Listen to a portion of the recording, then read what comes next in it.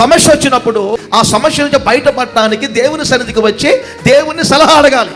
పోషించబడేటట్లుగా మాకు ఒక సలహా చెప్పండి, అప్పులు తీరిపోయేటట్లుగా ఒక సలహా చెప్పండి, ఈ ఆపద నుంచి మేము బయటపడేటట్లుగా మాకు ఒక సలహా చెప్పండి ప్రభు అని అడిగితే ప్రభు చక్కని సలహా చెప్తారు.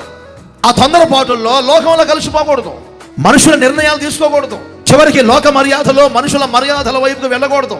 పరిస్థితి నిలుచు నీడ లేదా, చుట్టూ పరిస్థితులన్నీ ప్రతికూలంగా ఉన్నాయా, ఏ ప్రయత్నం చేయాలనుకున్నా ఆ ప్రయత్నం విఫలమైపోతుందా? ఇస్సాకు మనకు ఒక మాదిరి. కరువు, అది దేశమంతా ఏదో ప్రయత్నం చేశారు బావులు త్రవ్వటానికి, మరలా శత్రువులు వచ్చారు, మరలా ఆ శత్రువులు బావులు పొడుస్తున్నారు. ప్రతి ప్రయత్నం విఫలమవుతూనే ఉంది, ప్రతి ప్రయత్నం విఫలమవుతుంది కదా అని ప్రయత్నాన్ని ఆపలేదు. 4 సంవత్సరాల నుంచి వచ్చాను, మోయబడిన గర్భం తెరవబడలేదు, అలా చెప్పి లోకంలో కలిసిపోతారా? 100 సంవత్సరాలు ఎదురు చూడలేదా అబ్రహాము? 20 సంవత్సరాలు ఎదురు చూడలేదా ఇస్సాకు? 40 సంవత్సరాలు ఎదురు చూడలేదా? సమయం కొరకు మోషే గొర్రెలు కాచుకుంటా విడిపించాలని ఆత్మ తీవ్రత ఉంది, కానీ 40 సంవత్సరాలు ఆయన్ని దేవుడు ఆగమన్నారు. దేవుని చిత్తాన్ని తెలుసుకోవడానికి మనకు ఓరిమి అవసరం. తొందరపడకూడదు.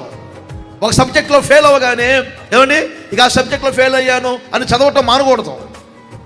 ఒక కాలేజీలో సమస్య రాగానే ఇక కాలేజీకి నేను వెళ్ళనని నిర్ణయాలు తీసుకోకూడదు. ఏ కాలేజీకి వెళ్ళినా కాలాన్ని బట్టి సమస్యలు వస్తూనే ఉంటాయి. రోజులు అలా ఉన్నాయి. ప్రార్థన చేసుకోవాలి, దేవుణ్ణి అడగాలి, దేవుని దగ్గర సరైన నిర్ణయం తీసుకోవాలి. దేవుడు చక్కని సలహా చెప్పారు ఇస్సాకుకి. ఏ జనులైతే వ్యతిరేకించారో, ఏ జనులైతే ఏమంటే ప్రయత్నాలను విఫలం చేశారో, ఆ జనులే ఇప్పుడు ఇస్సాకును గురించి ఒప్పుకుంటున్నారు. ఏమని?